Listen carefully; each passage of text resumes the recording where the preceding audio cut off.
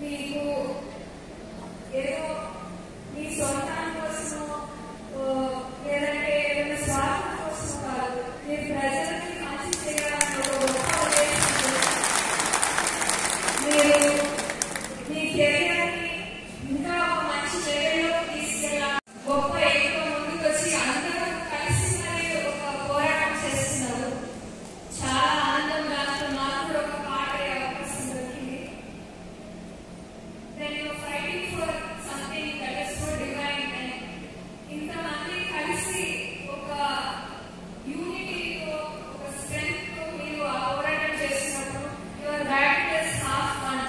ఇవాళ చూస్తుంటే తెలిసిపోతుంది మీరు ఖచ్చితంగా మీరు అనుకుంటున్నది ఖచ్చితంగా సాధిస్తారు అన్న ఒక ఆలోచన ఏదైనా ఊరిలో తీసుకుంటే ఊరిలో కానివ్వండి ఎవరికైనా బాగాలేకపోతే ఫస్ట్ గుర్తొచ్చేది మీరే. అంటే you are the first real life heroes to any family.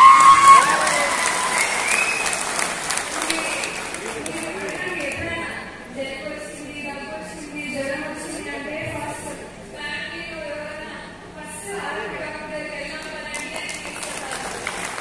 అలాంటి ఒక స్థానం సంపాదించుకున్నారు మీరు. ప్రతి ఫ్యామిలీలో become a part and parcel of each family అని చెప్పాలి.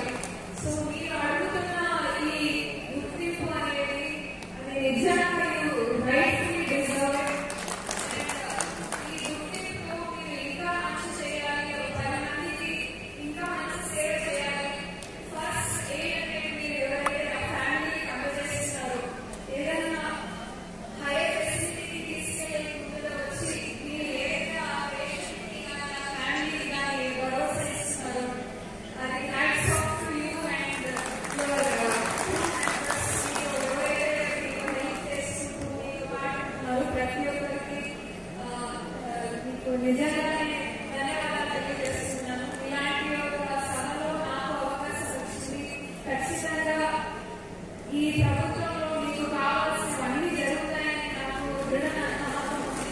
సత్యకుమార్ గారు కానివ్వండి, లోకేష్ గారు కానివ్వండి, చంద్రబాబు నాయుడు గారు కానివ్వండి, ప్రో ఎంప్లాయీ ఒక పద్ధతితోనే వర్క్ చేస్తారు ఈ ప్రభుత్వంలో. మనం ఈ గత 8 నెలల్లో జరిగిన అన్ని చేంజెస్, రాష్ట్ర వ్యాప్తంగా చూసిన అన్ని చేంజెస్ ఒక పాజిటివ్ అట్మాస్ఫియర్ చూస్తాం.